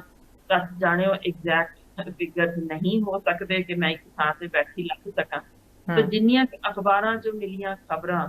ਤੇ ਜਿੰਨੇ ਕੁਝ ਅੰਕੜੇ ਆਪਣੇ ਸਾਥੀ ਡਾਕਟਰਾਂ ਕੋਲੋਂ ਮੈਂ ਲੈ ਸਕੀ, ਜੋ ਕਿ ਨੈਚੁਰਲੀ ਆਇਡੈਂਟੀਟੀ ਮੈਂ ਨਹੀਂ ਰਿਵੀਲ ਕਰ ਸਕਾਂਗੀ ਕਿਉਂਕਿ ਸਾਡੇ ਕੋਲ ਐਗਜ਼ੈਕਟ ਅੰਕੜੇ ਨਹੀਂ ਹਨ, ਪਰ ਖਬਰਾਂ ਰਾਹੀਂ ਵੀ ਪਤਾ ਲੱਗ ਚੁੱਕਿਆ ਕਿ ਗਰੀਬ ਘਰਾਂ ਦੀਆਂ ਕਾਫੀ ਵੱਡੀ ਗਿਣਤੀ ਵਿੱਚ ਕੁੱਖਾਂ ਖਰੀਦੀਆਂ ਜਾ ਰਹੀਆਂ ਸਨ, ਜਿਨ੍ਹਾਂ ਨੂੰ ਬਹੁਤ ਥੋੜੇ ਪੈਸੇ ਦੇ ਕੇ ਤੇ ਉਹ ਅਣਵਿਆਹੀਆਂ ਬੇਟੀਆਂ ਨੂੰ ਹੀ ਕਿ ਤੁਸੀਂ ਇਹ ਗਰੀਬੀ ਇਹ ਘਰ ਵਿੱਚ ਤੇ ਤੁਹਾਨੂੰ ਅਸੀਂ ਇਸ ਤਰ੍ਹਾਂ ਪੈਸੇ ਦੇ ਦਿਆਂਗੇ ਨਾ, ਉਹਨਾਂ ਲਈ ਤਾਂ ਯਾਨੀ 50,000 ਵੀ ਉਹਨਾਂ ਲਈ ਤਾਂ ਇਹ ਸੀ ਕਿ ਇੰਨਾ ਜ਼ਿਆਦਾ ਪੈਸਾ ਜਿਸ ਕਿ ਉਸ ਬੇਟੀ ਨੂੰ ਖਾਣ ਪੀਣ ਦਾ ਵੀ ਮਿਲ ਜਾਏਗਾ, ਸੋਚੇ ਬਗੈਰ ਕਿ ਉਹਦੀ ਜ਼ਿੰਦਗੀ ਹਮੇਸ਼ਾ ਲਈ ਨਰਕ ਹੋ ਗਈ। ਤੁਸੀਂ ਅਣਵਿਆਹੀ ਔਰਤ ਨੂੰ ਕੁੱਖਾਂ ਵੇਚਣ ਤੇ ਇਹ ਲਾ ਦਿੱਤਾ ਤੇ ਉਹਨੇ ਉਸ ਘਰ ਦਾ ਯਾਨੀ ਐਗ ਵੀ ਤੇ ਸਪਰਮ ਵੀ ਦੋਨੋਂ ਉਸੇ ਹੀ ਕਰਦੇ ਹੋਏ ਸਿਰਫ ਉਹ ਬੱਚਾ ਪੈਦਾ ਹੋਇਆ ਕਿਸੇ ਤੀਸਰੇ ਦੀ ਢਿੱਡ ਦੇ ਅੰਦਰ। ਮਾਫ ਕਰਨਾ ਮੈਮ, ਮੈਂ ਤੁਹਾਨੂੰ ਵਿੱਚ ਥੋੜਾ ਇੰਟਰਰਪਟ ਕਰ ਰਹੀ ਹਾਂ ਕਿਉਂਕਿ ਮੇਰਾ ਇੱਕ ਸਵਾਲ ਤੁਹਾਡੇ ਇਸ ਗੱਲ ਦੇ ਨਾਲ ਨਿਕਲ ਕੇ ਸਾਹਮਣੇ ਆ ਰਿਹਾ। ਤੁਸੀਂ ਜ਼ਿਕਰ ਕਰ ਰਹੇ ਹੋ ਕਿ ਜਿਸ ਤਰੀਕੇ ਦੇ ਨਾਲ ਕੁੱਖਾਂ ਨੂੰ ਇੱਕ ਤਰਫੋਂ ਵੇਚ ਦਿੱਤਾ ਗਿਆ, ਕੁੱਖਾਂ ਨੂੰ ਵੇਚਣ ਦਾ ਸਿਲਸਿਲਾ ਇਹ ਪੂਰੇ ਭਾਰਤ ਦਾ ਕੀ ਜ਼ਿਕਰ ਕੀਤਾ ਜਾ ਰਿਹਾ ਹੈ? ਤੁਸੀਂ ਪੰਜਾਬ ਦਾ ਜ਼ਿਕਰ, ਕੀ ਪੰਜਾਬ 'ਚ ਵੀ ਅਜਿਹੀ ਸਥਿਤੀ ਹੈ? ਪੰਜਾਬ 'ਚ ਵੀ ਇਹ ਚੀਜ਼ਾਂ ਹੋ ਰਹੀਆਂ ਨੇ? ਭਾਰਤ ਵਿੱਚ ਬਿਲਕੁਲ ਡੈਫੀਨੇਟਲੀ ਖਬਰਾਂ ਕਾਫੀ ਵੱਡੀ ਪੱਧਰ ਤੇ ਛਪੀਆਂ ਕਿ ਉਹ ਇਲਾਕੇ ਜਿਨ੍ਹਾਂ 'ਚ ਹੋਇਆ, ਐਂਡ ਇਹ ਖਬਰ ਵੀ ਛਪ ਚੁੱਕੀ ਹੈ ਕਿ ਪੰਜਾਬ ਦੀਆਂ ਵੀ ਬਹੁਤ ਗਰੀਬ ਇਲਾਕੇ ਦੀਆਂ ਕੁਝ ਬੇਟੀਆਂ ਨੂੰ ਇਸੇ ਤਰ੍ਹਾਂ ਵਰਤਿਆ ਗਿਆ। ਤੋ ਇਹ ਨਹੀਂ ਹੈ ਕਿ ਪੰਜਾਬ ਵਿੱਚ ਕੁੱਖਾਂ ਨਹੀਂ ਖਰੀਦੀਆਂ ਜਾ ਰਹੀਆਂ। ਐਂਡ ਇੱਕ ਅਫਸੋਸ ਜਿਹੀ ਦੀ ਗੱਲ ਹੀ ਹੈ ਕਿ ਜੋ ਖਬਰ ਛਪੀ ਉਹ ਇਹੀ ਸੀ ਕਿ ਸਾਡੇ ਇੱਕ NRI ਵੀਰ ਭੈਣ ਨੇ ਇਸ ਤਰ੍ਹਾਂ ਕਰਕੇ ਤੇ ਆਪਣੇ ਪਿੰਡ ਵਿੱਚੋਂ ਗਰੀਬ ਘਰ ਦੀ ਬੇਟੀ ਤੋਂ ਇਹ ਕਰਵਾਇਆ, ਯਾਨੀ ਉਹਦੇ ਥਰੂ ਇਹ ਲਿਆ। ਸਾਡੀ ਇਹ ਵੀ ਖਬਰ ਨਸ਼ਰ ਹੋ ਚੁੱਕੀ ਹੈ। ਸੋ ਇਸੇ ਤਰ੍ਹਾਂ ਅਗਲੀ ਜੋ ਇੱਕ ਤੀਸਰਾ ਢੰਗ ਜੋ ਸਪਰਮ ਬੈਂਕ ਜਿਹੜੇ ਇਸ ਵੇਲੇ ਸ਼ੁਰੂ ਹੋਏ ਨੇ, ਉਹਨਾਂ ਵਿੱਚ ਸਪਰਮ ਡੋਨੇਸ਼ਨ ਕੀਤੀ ਜਾਂਦੀ ਹੈ, ਜਿਸ ਵਿੱਚ ਉਹ ਹੁਣ ਇਹਦੇ ਵੀ ਅੱਗੇ ਦੋ ਢੰਗ ਨੇ। ਜਾਂ ਤਾਂ ਕੁਝ ਜਿਵੇਂ ਫਰੀਜ਼ ਕੀਤੇ ਜਾਂਦੇ ਨੇ ਜੋ ਕਿ ਬਾਅਦ ਵਿੱਚ ਵੀ ਵਰਤੋਂ ਵਿੱਚ ਆਉਂਦੇ ਰਹਿਣ, ਤੇ ਕੁਝ ਹੁੰਦੇ ਨੇ ਜਿਵੇਂ ਫਰੈਸ਼ ਤੁਸੀਂ ਲਿਆ ਤੇ ਫਿਰ ਉਸ ਨੂੰ ਇਮੀਡੀਏਟਲੀ ਦੇਣਾ, ਜਿਸ ਦੇ ਕਿ ਚਾਂਸਸ ਉਸ ਤੋਂ ਬਾਅਦ ਬੱਚਾ ਪੈਦਾ ਹੋਣ ਦੇ ਕਾਫੀ ਵੱਧ ਹੁੰਦੇ ਨੇ। ਸੋ ਇਹ ਦੋਨੋਂ ਢੰਗ ਵਰਤੇ ਜਾ ਰਹੇ ਨੇ ਕਿਉਂਕਿ ਬਹੁਤ ਸਾਰੇ ਇਹਦੇ ਵਿੱਚ ਵੀ ਬ੍ਰੋਕਰਸ ਸ਼ੁਰੂ ਹੋ ਚੁੱਕੇ ਨੇ ਕਿ ਜਿਹੜੇ ਬੈਂਕ ਤੋਂ ਜਾਂ ਕੁਝ ਡਾਇਰੈਕਟ ਸਪਲਾਈ ਕਰ ਦਿੰਦੇ ਨੇ ਜ਼ਿਆਦਾ ਪੈਸੇ ਲੈ ਕੇ, ਇਸ ਤਰ੍ਹਾਂ ਕਿ ਅਸੀਂ ਦੇ ਰਹੇ ਹਾਂ, ਜਿਨ੍ਹਾਂ ਵਿੱਚ ਉਸ ਇੱਕ ਕੇਸ ਦਾ ਜ਼ਿਕਰ ਕਰਦੀ ਹਾਂ, ਨਾਮ ਲਏ ਬਗੈਰ ਸ਼ਾਇਦ ਤੁਸੀਂ ਉਸ ਖਬਰ ਤੋਂ ਆਪੇ ਹੀ ਸਮਝ ਜਾਓਗੇ ਕਿ ਇੱਕ ਬਹੁਤ ਜ਼ਿਆਦਾ ਅਮੀਰ ਤੇ ਨਾਮਵਰ ਬੰਦਾ ਜਦੋਂ ਹੋਟਲ ਵਿੱਚ ਠਹਿਰਿਆ ਅਮਰੀਕਾ ਦੇ ਵਿੱਚ, ਤਾਂ ਜਿਹੜੀ ਉੱਥੇ ਹੋਟਲ ਦੀ ਕਲੀਨਿੰਗ ਜਿਹੜੇ ਉਹਨਾਂ ਦੇ ਸਾਰੇ ਬੰਦੇ ਜਿਹੜਾ ਉਸ ਜੌਬ 'ਚ ਲੱਗੇ ਹੋਏ, ਉਹਨਾਂ ਚੋਂ ਇੱਕ ਔਰਤ ਨੇ ਉੱਥੇ ਹੀ ਪਿਆ ਜੋ ਉਹਨਾਂ ਨੇ ਕੰਡੋਮ ਦੇ ਵਿੱਚ ਉਹਦੇ ਵਰਤੇ ਹੋਏ ਦੇ ਵਿੱਚ ਸਪਰਮਸ ਆਪਣੇ ਆਪ ਆਰਟੀਫਿਸ਼ਲੀ ਇਨਸਰਟ ਕਰ ਲਏ ਸਨ ਬੱਚੇਦਾਨੀ ਦੇ ਰਾਹ। ਤੇ ਫਿਰ ਜਦੋਂ ਬੇਟਾ ਜੰਮਿਆ ਤਾਂ ਉਹਨੇ ਕੇਸ ਵੀ ਕੀਤਾ ਕਿ ਤਾਂ ਤੁਹਾਡਾ ਹੀ ਹੈ, ਭਾਵੇਂ DNA ਟੈਸਟਿੰਗ ਕੀਤੀ ਜਾਏ। ਤੇ ਫਿਰ ਉਹਨੇ ਰੇਪ ਦਾ ਵੀ ਮਾਮਲਾ ਕੀਤਾ ਤੇ ਉਹ ਜਾਇਦਾਦ ਤੇ ਵੀ ਹੱਕ ਲਿਆ, ਤੇ ਫਿਰ ਉਹ ਕੇਸ ਕਾਫੀ ਚਰਚਾ ਵਿੱਚ ਰਿਹਾ। ਜਿਸ ਤੋਂ ਬਾਅਦ ਅਖੀਰ ਵਿੱਚ ਫਿਰ ਉਹ ਗੱਲ ਨਿਕਲੀ ਕਿ ਇਸ ਤਰ੍ਹਾਂ ਉਹਨੇ ਹੋਟਲ ਵਿੱਚ ਉਹ ਆਪਣਾ ਜਦੋਂ ਨਹੀਂ ਸੀ ਥਰੋ ਕੀਤਾ ਕੰਡੋਮ, ਤਾਂ ਉੱਥੋਂ ਇਹ ਸਾਰੀ ਗੱਲ ਫਿਰ ਨਿਕਲੀ, ਜਿੱਥੋਂ ਫਿਰ ਉਹਨੂੰ ਯਾਨੀ ਇਹ ਸਾਰਾ ਕਲੀਅਰ ਹੋਇਆ ਵੀ ਇਸ ਤਰੀਕੇ ਵੀ ਹੁੰਦਾ। ਸੋ ਇਸ ਤਰ੍ਹਾਂ ਡਾਇਰੈਕਟ ਸਪਲਾਈ ਵੀ ਹੋ ਰਹੀ ਹੈ, ਜਿੱਥੇ ਉਹ ਸਾਰਾ ਕੁਝ ਅੰਦਰ ਖਾਤੇ ਕੁਝ ਕਰਨਾ ਚਾਹੁੰਦੇ ਨੇ, ਯਾਨੀ ਗੱਲ ਲੁਕਾ ਕੇ ਗੱਲ ਨਿਕਲੇ ਨਾ, ਇਸ ਤਰ੍ਹਾਂ ਦੀਆਂ ਕਾਫੀ ਗੱਲਾਂ ਸਾਹਮਣੇ ਆ ਚੁੱਕੀਆਂ ਨੇ। ਹੁਣ ਇਹਦੇ ਵਿੱਚ ਇੱਕ ਅਹਿਮ ਗੱਲ ਕਿ ਜੇ ਡਾਇਰੈਕਟ ਵਰਤਿਆ ਜਾਂਦਾ ਹੈ, ਜੋ ਕਿ ਵਿਸ਼ਵ ਪੱਧਰ ਉੱਤੇ ਵੀ ਸਾਡੇ ਕੋਲ ਖਬਰਾਂ ਨੇ ਕਿ ਉਹਦੇ ਵਿੱਚ ਕਈ ਸੈਕਸੁਅਲੀ ਟ੍ਰਾਂਸਮਿਟਡ ਡਿਜ਼ੀਜ਼ਸ ਹੁੰਦੀਆਂ ਨੇ ਜਿਹੜੀਆਂ ਨਿਕਲ ਆਉਂਦੀਆਂ ਨੇ, ਜੋ ਕਿ ਉਸ ਔਰਤ ਨੂੰ ਲੱਗ ਸਕਦੀਆਂ ਨੇ। ਤੇ ਫਿਰ ਉਹ ਅੱਗੋਂ ਕਈ ਵਾਰ ਅਜਿਹੀਆਂ ਜ਼ਿਆਦਾ ਮਾੜੀਆਂ ਬਿਮਾਰੀਆਂ ਹੁੰਦੀਆਂ ਕਿ ਔਰਤ ਨੂੰ ਪਤਾ ਹੀ ਨਹੀਂ ਹੁੰਦਾ ਮੈਨੂੰ ਸ਼ੁਰੂ ਹੋ ਗਈ, ਕਾਫੀ ਐਡਵਾਂਸਡ ਹੋ ਜਾਂਦੀਆਂ ਨੇ। ਕਈ ਵਾਰ ਫਿਰ ਉਹ ਮਾਂ ਬਣਨ ਯੋਗ ਵੀ ਨਹੀਂ ਰਹਿੰਦੀ। ਸੋ ਏਦਾਂ ਦੀਆਂ ਵੀ ਚੀਜ਼ਾਂ ਸਾਹਮਣੇ ਆ ਚੁੱਕੀਆਂ ਨੇ। ਹੁਣ ਇੱਕ ਗੱਲ ਜੋ ਕਿ ਜਿਵੇਂ ਮੈਂ ਕਿਹਾ ਸੀ ਪੰਜਾਬੀਆਂ ਦੇ ਜੀਨ ਵਿੱਚ ਤਬਦੀਲੀ ਆ ਚੁੱਕੀ ਹੈ, ਅਗਲੀ ਗੱਲ ਜੇ ਆਪਾਂ ਮੇਰਾ ਖਿਆਲ ਹੈ ਲੋਕਾਂ ਨੂੰ ਸਮਝਾ ਦਈਏ, ਜੇ ਬੇਸਿਕ ਚੀਜ਼ ਸਮਝ ਆ ਜਾਏ ਤਾਂ ਹੁਣ ਆਏ ਕਿ ਕਿਉਂ ਧਾਰਮਿਕ ਆਗੂਆਂ ਵੱਲੋਂ ਇਹ ਗੱਲ ਚੁੱਕੀ ਗਈ ਕਿ ਪੰਜਾਬੀਆਂ ਦੇ ਜੀਨ 'ਚ ਤਬਦੀਲੀ ਆ ਰਹੀ। ਬਿਲਕੁਲ, ਕਿਉਂਕਿ ਇਹ ਸਮਝਾਉਣਾ ਬਹੁਤ ਜ਼ਿਆਦਾ ਜ਼ਰੂਰੀ ਹੈ। ਔਰ ਜੇਕਰ ਕਿਤੇ ਨਾ ਕਿਤੇ ਮੈਂ ਤੁਹਾਡੀਆਂ ਗੱਲਾਂ ਸੁਣ ਰਹੀ ਹਾਂ, ਇਹ ਗੱਲਾਂ ਡਰਾਉਣ ਵਾਲੀਆਂ ਨੇ, ਇਹ ਆંકੜੇ ਕਿਤੇ ਨਾ ਕਿਤੇ ਡਰਾਉਣ ਵਾਲੇ ਨੇ, ਔਰ ਇੱਕ ਤਰਫੋਂ ਅਲਾਰਮਿੰਗ ਸਿਚੁਏਸ਼ਨ ਵੱਲ ਜੋ ਹੈ ਉਹ ਇਸ਼ਾਰਾ ਸਾਫ਼ ਤੌਰ ਤੇ ਕਰਦੇ ਹੋਏ ਨਜ਼ਰ ਆ ਰਹੇ ਨੇ ਕਿ ਅਸੀਂ ਅੱਜ ਟੈਕਨੀਕਲੀ ਤਾਂ ਸਟਰੋਂਗ ਹੁੰਦੇ ਜਾ ਰਹੇ ਹਾਂ, ਅਸੀਂ ਟੈਕਨੀਕਸ ਦੀ ਗੱਲ ਕਰਦੇ ਹਾਂ, ਅਸੀਂ ਮਾਡਰਨਾਈਜ਼ਡ ਕਲਚਰ ਦੀ ਗੱਲ ਕਰਦੇ ਹਾਂ, ਲੇਕਿਨ ਮਾਡਰਨਾਈਜ਼ਡ ਤੇ ਟੈਕਨਾਈਜ਼ਡ ਹੁੰਦੇ ਹੁੰਦੇ ਅਸੀਂ ਕਿਤੇ ਨਾ ਕਿਤੇ ਆਪਣਾ ਜਿਹੜਾ ਪਿਛੋਕੜ ਹੈ, ਆਪਣਾ ਜਿਹੜਾ ਵਿਰਸਾ ਹੈ, ਆਪਣਾ ਸੱਭਿਆਚਾਰ ਹੈ, ਉਸ ਤੋਂ ਲੋਪ ਹੁੰਦੇ ਜਾ ਰਹੇ ਹਾਂ, ਉਸ ਨੂੰ ਕਿਤੇ ਨਾ ਕਿਤੇ ਗਵਾਉਂਦੇ ਨਜ਼ਰ ਆ ਰਹੇ ਹਾਂ। ਤੁਸੀਂ ਜ਼ਿਕਰ ਕੀਤਾ ਕਿ ਤੁਸੀਂ ਉਹ ਡਿਟੇਲ ਦੇ ਵਿੱਚ ਦੱਸੋਗੇ ਕਿ ਕਿਸ ਤਰੀਕੇ ਤਰੀਕੇ ਦੇ ਨਾਲ ਸਾਡਾ ਪੰਜਾਬ ਦਾ ਜੀਨ ਜੋ ਹੈ ਉਹ ਬਦਲਦਾ ਹੋਇਆ ਨਜ਼ਰ ਆ ਰਿਹਾ ਹੈ। ਇੱਕ ਖਬਰ ਦਾ ਜ਼ਿਕਰ ਕੀਤਾ ਜਾਵੇ, ਇੱਕ ਰਿਪੋਰਟ ਹੈ ਕਿਸੇ ਸਰਕਾਰੀ ਅਖਬਾਰ ਦੇ ਮੁਤਾਬਕ ਰਿਪੋਰਟ ਜੋ ਹੈ ਉਹ ਜਾਰੀ ਕੀਤੀ ਗਈ ਸੀ, ਜਿਸ ਵਿੱਚ ਜ਼ਿਕਰ ਕੀਤਾ ਗਿਆ ਸੀ ਕਿ ਖਾਸ ਕਰਕੇ ਜਿਹੜੀ ਨੌਜਵਾਨ ਪੀੜ੍ਹੀ ਹੈ, ਮੁੰਡਿਆਂ ਦਾ ਜ਼ਿਕਰ ਕੀਤਾ ਜਾਵੇ, ਜਿਹੜੇ 18 ਤੋਂ ਉੱਤੇ ਦੇ ਨੇ, ਜਿਹੜੇ ਕਾਲਜ ਯੂਨੀਵਰਸਿਟੀਜ਼ ਦੇ ਵਿੱਚ ਪੜ੍ਹਦੇ ਨੇ, ਉਹ ਆਪਣੇ ਘਰੋਂ ਬਾਹਰ ਨਿਕਲੇ ਹੋਏ ਨੇ, ਦੂਰ ਦਰਾੜੇ ਰਹਿੰਦੇ ਨੇ, ਦੂਜੇ ਸ਼ਹਿਰਾਂ ਦੇ ਵਿੱਚ, ਦੂਜੇ ਜ਼ਿਲ੍ਹਿਆਂ ਦੇ ਵਿੱਚ ਰਹਿੰਦੇ ਨੇ, ਦੂਜੇ ਸੂਬਿਆਂ 'ਚ ਆ ਕੇ ਪੜ੍ਹਦੇ ਨੇ। ਉਹ ਆਪਣਾ ਗੁਜ਼ਾਰਾ ਭੱਤਾ ਕਰਨ ਦੇ ਲਈ, ਕਿਉਂਕਿ ਖਰਚੇ ਵੱਧ ਜਾਂਦੇ ਨੇ, ਪੈਰੈਂਟਸ ਵੱਲੋਂ ਇੱਕ ਗਿਣੀ ਚੁਣੀ ਕਮਾਈ ਮਿਲਦੀ ਹੈ, ਜਾਂ ਕਹਿ ਲਓ ਕਿ ਐਜੂਕੇਸ਼ਨ ਦਾ ਖਰਚਾ ਦਿੱਤਾ ਜਾਂਦਾ, ਸੋ ਖਰਚੇ ਬੇਲੋੜੇ ਹੋ ਜਾਂਦੇ ਨੇ। ਉਨ ਖਰਚਿਆਂ ਨੂੰ ਪੂਰਾ ਕਰਨ ਦੇ ਲਈ ਉਹ ਜੋ ਹੈ ਸਪਰਮ ਡੋਨੇਸ਼ਨ ਬਹੁਤ ਜ਼ਿਆਦਾ ਕਰ ਰਹੇ ਨੇ। ਕੀ ਇਹ ਖਬਰ ਸੱਚ ਹੈ ਜੀ? ਬਿਲਕੁਲ, ਇਹ ਖਬਰ ਸੱਚ ਹੈ। ਦਰਅਸਲ ਜਿਹੜੇ ਸਪਰਮ ਬੈਂਕ ਵਾਲੇ ਨੇ ਉਹਨਾਂ ਨੂੰ ਵੀ ਹੈਲਦੀ ਡੋਨਰਸ ਚਾਹੀਦੇ ਹੁੰਦੇ ਨੇ। ਹਾਲਾਂਕਿ ਮੇਰਾ ਖਿਆਲ ਭਾਵੇਂ ਫਿਲਮ ਬਣ ਚੁੱਕੀ ਇਸ ਥਾਂ ਤੇ ਕਾਫੀ ਲੋਕ ਅਵੇਅਰਨੈਸ ਦੱਸਦੇ ਹੋਏ, ਕਿਉਂਕਿ ਇਸ ਗੱਲ ਤੇ ਲੋਕ ਭੜਕ ਜਾਂਦੇ ਸਨ, ਨਾ ਜੀ ਨਾ, ਇਹ ਤਾਂ ਹੁੰਦਾ ਹੀ ਨਹੀਂ, ਇਹ ਤਾਂ ਬੜੀ ਮਾੜੀ ਗੱਲ ਹੈ, ਇਹ ਤਾਂ ਕਰਨਾ ਹੀ ਨਹੀਂ। ਉਹ ਹੁਣ ਕਿਸ ਤਰੀਕੇ ਸਾਡੇ ਇਨਗ੍ਰੇਨਡ ਇਹ ਗੱਲ ਸਾਡੇ ਦਿਮਾਗਾਂ 'ਚ ਫਿਕਸ ਹੋ ਚੁੱਕੀ ਕਿ ਸਾਡੀ ਜੋ ਹੁਣ ਖਬਰ ਨੇ ਦੱਸਿਆ ਕਿ ਵੱਡੀ ਗਿਣਤੀ ਜਦੋਂ ਦੇਖਿਆ ਕਿ ਇਨਫਰਟਿਲਿਟੀ ਕਲੀਨਿਕ ਦੇ ਵਿੱਚ ਨੌਜਵਾਨ ਬੱਚਿਆਂ ਦੀ ਭੀੜ ਕਿਉਂ ਹੈ, ਤਾਂ ਉਹ ਪੱਤਰਕਾਰ ਤਾਂ ਆਪਣੇ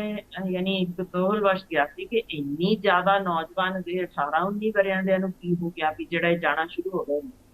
ਉਹ ਬਾਅਦ ਵਿੱਚ ਫਿਰ ਅੰਦਰ ਕਰਮਚਾਰੀ ਨੇ ਦੱਸਿਆ ਸਪਰਮ ਬੈਂਕ ਦੇ ਨੂੰ ਕਿ ਭਾਈ ਇਹ ਤਾਂ ਸਪਰਮ ਡੋਨੇਟ ਕਰਨ ਆ ਰਹੇ ਨੇ, ਜਿਨ੍ਹਾਂ ਨੂੰ 1000 ਤੋਂ 2-2000 ਤੱਕ ਵੀ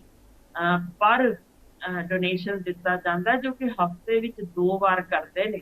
ਤੇ ਤੁਸੀਂ ਸਮਝ ਲਓ ਕਿ ਜੇ ਇੱਕ ਹਫ਼ਤੇ 'ਚ 4000 ਕਮਾ ਲਿਆ ਤਾਂ ਮਹੀਨੇ ਵਿੱਚ ਕਿੰਨਾ ਅਮਾਊਂਟ ਉਹ ਬੱਚਾ, ਤੁਸੀਂ ਸਮਝ ਸਕਦੇ ਹੋ ਕਿ ਕਿੰਨੀ ਕਮਾਈ ਉਹਦੀ ਹੋ ਸਕਦੀ ਹੈ। ਤਾਂ ਜਦੋਂ ਇੱਕ ਦੇਖਦਾ ਹੈ ਹੋ ਰਿਹਾ ਤਾਂ ਦੂਜਾ ਤੀਜਾ, ਤੋਂ ਇਹ ਅੰਦਰ ਖਾਤੇ ਕੰਮ ਜਾਰੀ ਹੈ। ਤੇ ਸਪਰਮ ਬੈਂਕ ਵਾਲਿਆਂ ਨੂੰ ਵੀ ਸੂਚ ਕਰਦਾ ਹੈ ਕਿ ਜਦੋਂ ਤਾਂ ਲਈ ਜਾਂਦੇ ਨੇ, ਜਦੋਂ ਪਤਾ ਲੱਗਦਾ ਵੀ ਇਹਨਾਂ ਦੇ ਘਰਾਂ ਵਾਲੇ ਸਖਤ ਨੇ, ਤੇ ਬਾਅਦ ਵਿੱਚ ਕਈ ਵਾਰ ਉਹ ਪੈਸੇ ਘਟਾ ਵੀ ਦਿੰਦੇ ਨੇ, ਡਰਾਵਾ ਦੇ ਕੇ, ਕਈ ਵਾਰ ਦਿੰਦੇ ਵੀ ਨਹੀਂ ਕਿ ਅਸੀਂ ਦੇਣਾ ਹੀ ਨਹੀਂ। ਉਹ ਜਦੋਂ ਲੜਾਈਆਂ ਹੁੰਦੀਆਂ ਨੇ ਫਿਰ ਇਸ ਤਰੀਕੇ ਦੀ ਉਜਾਗਰ ਹੋ ਜਾਂਦੀ ਹੈ। ਤੇ ਜਿਹੜਾ ਪੰਜਾਬੀਆਂ ਦੇ ਜੀਵਨ ਦੀ ਗੱਲ ਹੈ, ਕਿਉਂਕਿ ਪੰਜਾਬੀ ਇਸ ਚੀਜ਼ ਨੂੰ ਤਿਰਸਕਾਰ ਦੀ ਨਜ਼ਰ ਨਾਲ ਦੇਖਦੇ ਨੇ ਕਿ ਇਹ ਚੀਜ਼ ਠੀਕ ਨਹੀਂ ਹੈ। ਸੋ ਨਤੀਜੇ ਵਜੋਂ ਇਹ ਚੀਜ਼ ਜਿਵੇਂ ਜਿਵੇਂ ਸਮਝ ਆਈ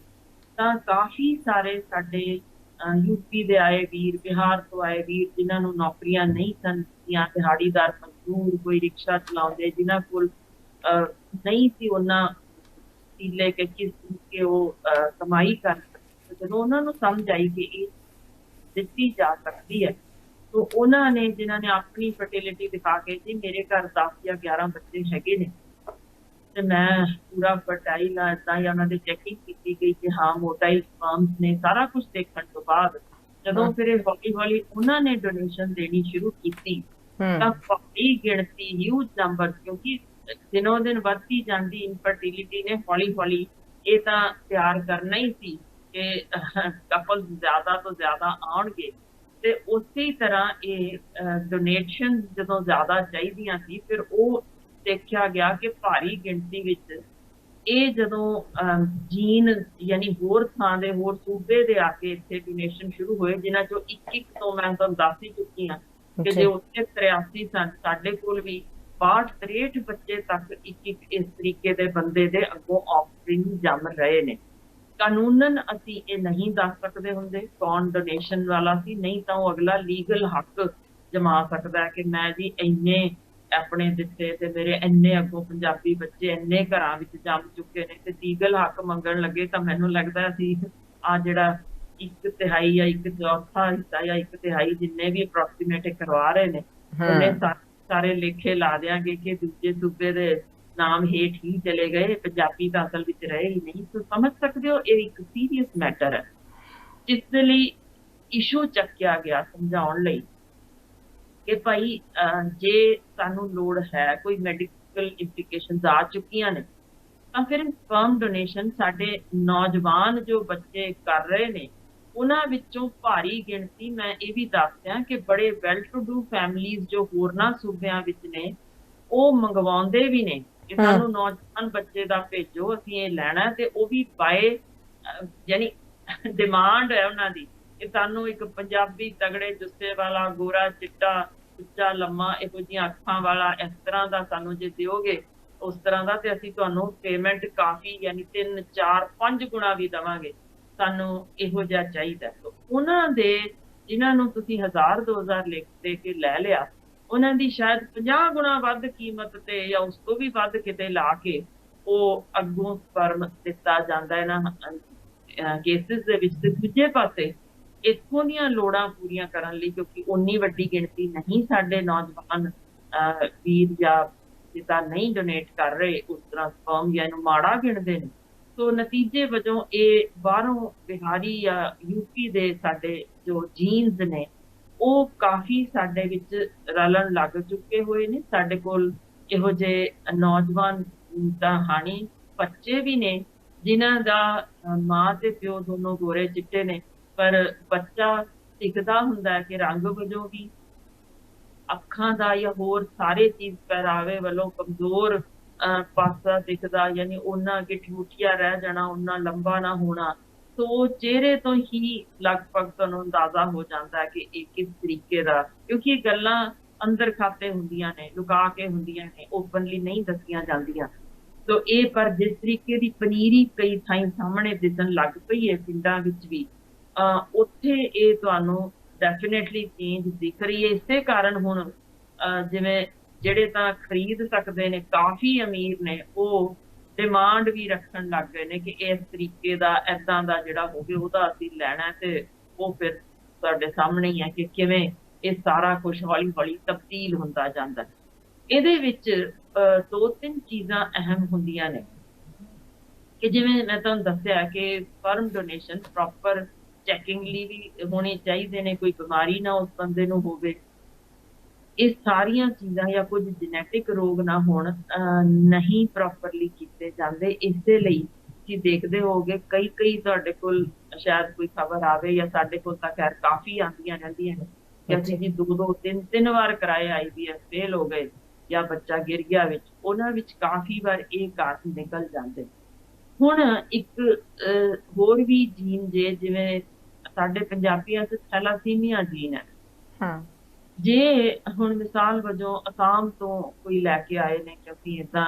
ਕਰਨਾ ਜਾਂ ਸੈਲੀਬ੍ਰੇਟ ਕਰਨਾ, ਉਹਨਾਂ ਵਿੱਚ ਸਿਕਲ ਸੈੱਲ ਜੀਨ ਹੁੰਦਾ ਜੇ। ਇਹਨਾਂ ਦੋਨਾਂ ਬਿਮਾਰੀਆਂ 'ਚ ਲਹੂ ਚੜਾਉਣਾ ਪੈਂਦਾ ਉਮਰ ਭਰ, ਯਾਨੀ ਅਜਿਹਾ ਰੋਗ ਜੋ ਜੀਨ ਆਧਾਰਿਤ ਅੱਗੇ ਤੋਂ ਅੱਗੇ ਪੁਸ਼ਤ ਦਰ ਪੁਸ਼ਤ ਚੱਲਦਾ। ਤੁਸੀਂ ਹੁਣ ਇਹ ਸਮਝ ਕੇ ਵੇਖੋ ਕਿ ਜੇ ਇੱਕ ਇੱਧਰ ਥੈਲਾਸੀਮੀਆ ਜੀਨ ਹੋਵੇ ਨੁਕਸ, ਤੇ ਉਧਰੋਂ ਤੁਸੀਂ ਦੂਜਾ ਜਿਹੜਾ ਉਹ ਸਿਕਲ ਸੈੱਲ ਜੀਨ ਵਾਲਾ ਲੈ ਆਇਓ, ਤੇ ਉਹ ਜੋ ਫਿਰ ਪੈਦਾ ਕਰੋਗੇ ਬੱਚਾ ਦੋ ਵਿਗਾੜ ਵਾਲੇ ਜੀਨਾਂ ਦੇ ਨਾਲ, ਤਾਂ ਤੁਸੀਂ ਸਮਝ ਸਕਦੇ ਹੋ ਕਿ ਕਿੰਨਾ ਇਹ ਅੱਗੋਂ ਕੀ ਮਾਰੂ ਬਿਮਾਰੀ ਵੀ ਹੋ ਸਕਦੀ ਹੈ, ਜਾਂ ਕਿੰਨਾ ਇਹ ਅਗਲੀ ਤੋਂ ਅਗਲੀ ਜਾਂ ਤੀਜੀ ਪੁਸ਼ਤ ਵਿੱਚ ਕਿਵੇਂ ਇਹ ਤਬਦੀਲੀ ਦੇ ਸਕਦੀ ਹੈ। ਦੇਖੋ ਮੈਂ ਥੋੜਾ ਹੋਰ ਸੌਖਿਆਂ ਸਮਝਾਵਾਂ ਜੀ। ਜਿਵੇਂ ਹਿਟਲਰ ਦਾ ਸਮਾਂ ਦੇਖੋ, ਮੈਂ ਤੁਹਾਨੂੰ ਯਾਦ ਕਰਾਵਾਂ। ਉਹਦਾ ਇੱਕ ਸਮਾਜ ਪ੍ਰਤੀ ਗੁੱਸਾ ਸੀ ਮਨ ਦੇ ਅੰਦਰ ਇੰਨਾ ਜ਼ਿਆਦਾ ਕਿ ਉਹਨੇ ਇਹ ਐਲਾਨ ਕੀਤਾ। ਵੈਸੇ ਤਾਂ ਇਤਿਹਾਸ 'ਚ ਦਰਜ ਹੈ, ਖੈਰ ਮੈਂ ਕੋਈ ਆਪਣੇ ਕੋਲੋਂ ਨਹੀਂ ਸੁਣਾ ਰਹੀ, ਕਿ ਉਹਨਾਂ ਨੇ ਆਪਣੇ ਫੌਜੀਆਂ ਨੂੰ ਇਹ ਹੁਕਮ ਦੇ ਦਿੱਤਾ ਹੋਇਆ ਸੀ ਕਿ ਜਿੰਨੀਆਂ ਵੀ ਔਰਤਾਂ ਦਿਸਣ, ਮੈਂ ਦੇਖੋ ਇੱਕ ਇਤਿਹਾਸ ਵਿੱਚੋਂ ਐਗਜ਼ਾਮਪਲ ਤੁਹਾਨੂੰ ਤੁਹਾਡੇ ਨਾਲ ਸਾਂਝੀ ਕਰਨਾ ਚਾਹੁੰਦੀ ਹਾਂ ਕਿ ਕਿਵੇਂ ਵੱਡੀ ਪੱਧਰ ਤੇ ਜੀਨ ਦੀ ਤਬਦੀਲੀ ਪੁਸ਼ਤ ਦਰ ਪੁਸ਼ਤ ਹੋ ਜਾਂਦੀ ਹੈ। ਉਹਦੇ ਵਿੱਚ ਹਿਟਲਰ ਦੇ ਬਾਰੇ ਸਾਨੂੰ ਪਤਾ ਜੇ ਕਿੰਨਾ ਕੁ ਜ਼ਾਲਮ ਸੀ ਤੇ ਕਿਸ ਤਰੀਕੇ ਉਹਨੇ ਵੱਡੇ ਕੱਟੇ, ਜਿੰਨਾ ਵੀ ਜੋ ਵੀ ਉਹਨੇ ਕੀਤਾ ਸਭ ਕੁਝ ਸਾਨੂੰ ਪਤਾ ਹੀ ਹੈ। ਪਰ ਉਹਦੇ 'ਚ ਇੱਕ ਅਹਿਮ ਉਹਦਾ ਹੁਕਮ ਹੋਇਆ ਕਰਦਾ ਸੀ ਆਪਣੇ ਫੌਜੀਆਂ ਨੂੰ ਕਿ ਜਿੱਥੇ ਵੀ ਕਿਸੇ ਵੀ ਥਾਂ ਤੇ ਉਹਨੇ ਆਪਣੀ ਜਿੱਤ ਹਾਸਲ ਕਰਨੀ,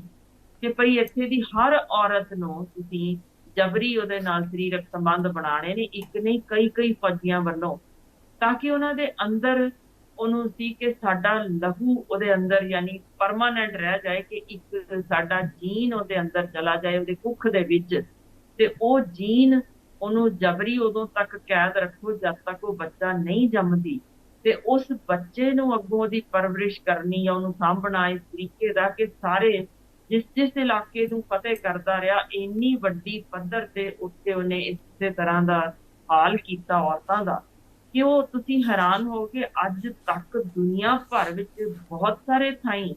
ਜੇ ਜੀਨ ਟੈਸਟ ਕੀਤਾ ਜਾਂਦਾ ਹੈ ਤਾਂ ਉਹ ਪਿਛੋਕੜ ਕਿਤੇ ਨਾ ਕਿਤੇ ਜਾ ਕੇ ਉਹਦੇ ਨਾਲ ਮਿਲ ਰਿਹਾ, ਜਿਨ੍ਹਾਂ ਵਿੱਚ ਭਾਰਤ ਅੰਦਰਲੇ ਕੁਝ ਇਲਾਕਿਆਂ ਵਿਚਲੇ ਵੀ ਉਸੇ ਤਰ੍ਹਾਂ ਉਸ ਥਾਂ ਤੇ ਮਿਲ ਜਾਂਦੇ ਨੇ। ਸੋ ਇਹ